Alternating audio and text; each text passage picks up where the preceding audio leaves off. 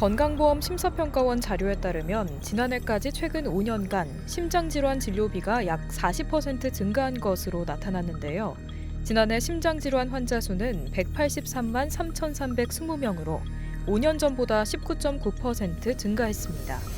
성별로 보면 여성 환자보다 남성 환자 증가율이 뚜렷했으며 인구 대비 환자 비율은 80대 이상에서 가장 높았으나 증가율이 가장 높은 연령대는 40.9% 증가한 20대였습니다.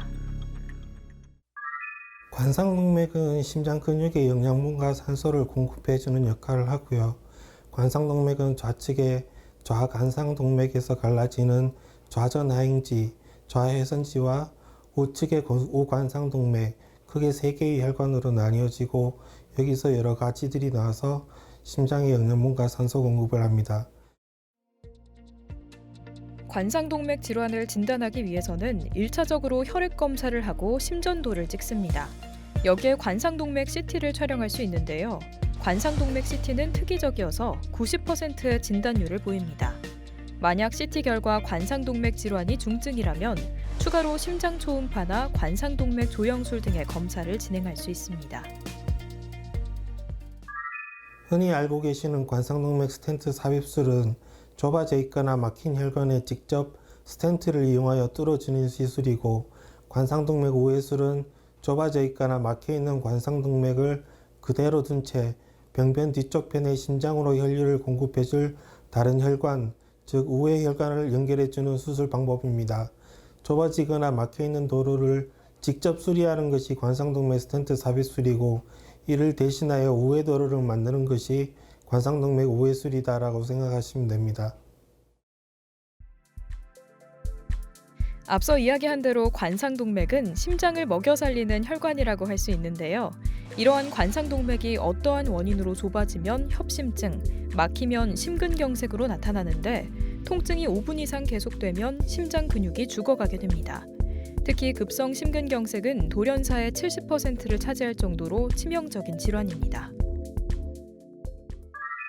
우리 몸의 혈관은 나이가 들수록 동맥경화를 겪게 되는데, 관상동맥처럼 작은 혈관은 내부의 지방, 피딱지 등이 붙어 점차적으로 좁아지는 협착이 생기게 됩니다.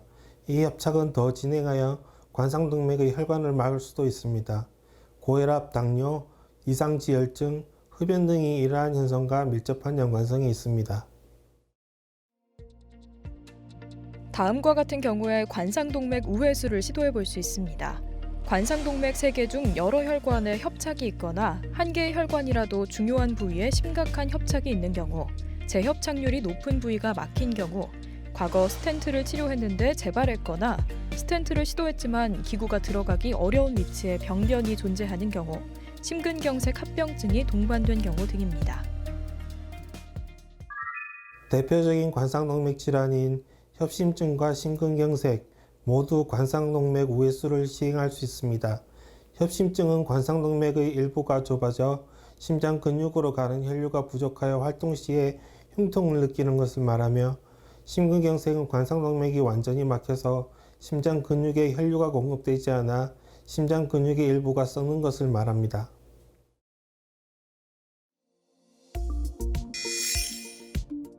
관상동맥 질환의 가장 일반적인 증상은 가슴 통증입니다. 주로 가슴뼈 뒤쪽이나 가슴뼈 왼쪽에서 통증을 느끼며 쥐어짜는, 짓누르는, 조이는, 터질 것 같은 뻐근한 양상을 보이며 주로 통증이 왼쪽 어깨나 왼팔로 뻗어나가며 턱이나 배꼽 부근까지도 통증이 뻗칠 수 있습니다. 협심증 환자에게서의 통증은 주로 운동 시에 악화하며 식후 심한 스트레스, 추운 날씨 등의 조건에서 증상이 더욱 심해질 수 있는데요. 통증이 30분 이상 지속하면 급성 심근경색을 의심해야 합니다. 일부의 환자에게서는 가슴 통증 없이 호흡곤란만 나타나기도 하고, 통증이 아닌 오심, 복부 불편감, 어지럼증, 발한의 증상으로 나타날 수 있습니다. 전신 마취를 하고 가슴의 앞쪽에 있는 흉골의 가운데를 절개하여 심장을 노출시키고 우회술에 쓸 다른 혈관, 즉 우회 혈관을 채취를 합니다. 이어 병변 관상동맥에 우회 혈관을 붙이고 가슴뼈를 봉합한 후에 수술을 마치게 됩니다. 한 개의 혈관을 연결하는 데는 대략 20분이 소요되며 환자의 관상동맥 상태에 따라 수술 시간은 대략적으로 총 4시간에서 6시간 정도가 소요됩니다. 관상동맥우회술은 아무래도 고령 환자에게는 부담이 되는 것이 사실입니다. 하지만 평균 수명이 길어지면서 80세 이상 고령 환자도 수술을 많이 시행하는데요. 최근 여러 연구에서 장기 생존율을 제외한 관상동맥우회술의 회복과 사망률에 있어 연령별로 크게 다르지 않다는 결과들이 발표되고 있습니다. 우회술에 쓸 다른 혈관은 가슴뼈 안쪽에 있는 내형동맥, 다리 안쪽에 있는 복제정맥, 팔 안쪽에 있는 요골동맥 등이 사용됩니다.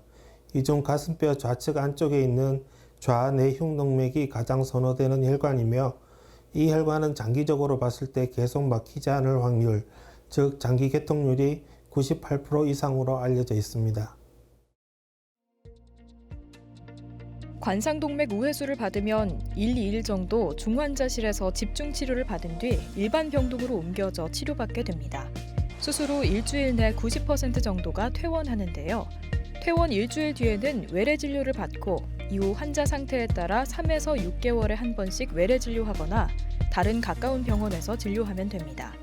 또한 퇴원 한 달이 지나면 직장 복귀 등 일상생활을 하게 되는데 이르면 2주 뒤에 일상생활이 가능하기도 합니다. 대동맥의 찌꺼기 등이 뇌혈류로 가서 뇌혈관을 막아서 생기는 중풍, 항혈전제 및 항온고제 사용 등으로 인한 출혈, 콩팥 기능의 손상, 인공호흡기 사용 등으로 인한 폐렴, 흉골 절개부 감염, 인체 내 각 장기들이 기능이 일시적으로 떨어져 생기는 합병증 등 일반 전신마취 위험성에 해당하는 합병증이 발생할 수 있습니다. 하지만 수술 전 적절한 검사를 통해 이러한 위험성들은 거의 줄일 수 있다고 생각됩니다. 여기서 잠깐! 잘못된 의학 상식을 바로잡아 건강도 지키고 상식도 키우는 Yes or No. 관상동맥 우회술 이후 합병증을 줄이기 위해서는 심장이 계속 뛰는 상태로 수술해야 한다는데 사실인가요? 둘 다 맞는 말입니다. 심장이 계속 뛰는 상태로 수술하는 것이 무심폐기 관상동맥 우회술이라고 하는데 이는 인공심폐기 사용의 합병증인 출혈, 전신염증 반응, 대동맥을 조작하며 따르는 중풍 등의 합병증을 대부분 줄일 수가 있습니다. 하지만 무심폐기 수술 중에 혈압이 갑자기 불안정해진다든지 동반된 다른 심장질환이 있을 경우 등에서는 인공심폐기를 사용하는 수술 방법을 택해야 합니다. 또한 술기적으로 보다 안정적으로 혈관을 연결할 수가 있어 환자의 질병 및 상태에 따라 거기에 맞는 수술 방법을 선택해야 합니다.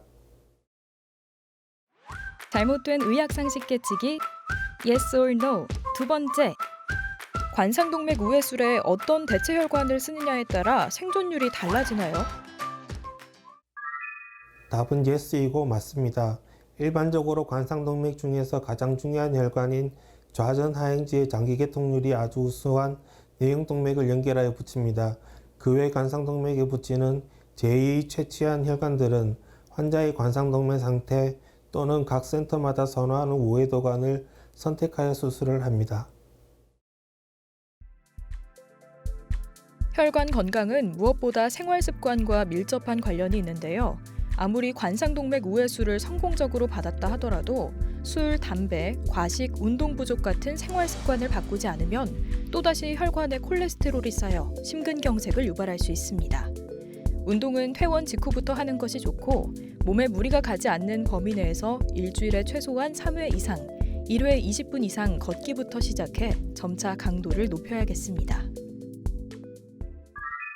관상동맥이 좁아져 있거나 막혀있는 혈관 개수가 적고 병이 심하지 않다면 대부분 스텐트를 이용한 중개적 시술로 치료가 가능합니다.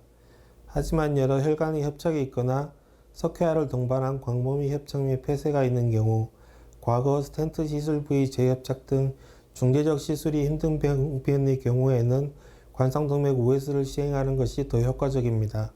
현재 이런 관상동맥 우회술이 장점을 뒤로한 채 본인 증상은 고려하지 않고 무조건 수술만은 피하겠다는 생각으로 스텐트 시술을 선택하는 사람이 있습니다.